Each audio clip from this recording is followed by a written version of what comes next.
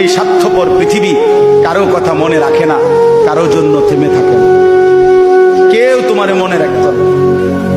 তুমি মরে গেলে কারো হাতে সময় নাই তোমারে কান্দে লইয়া কান্দন, কারো হাতে সময়।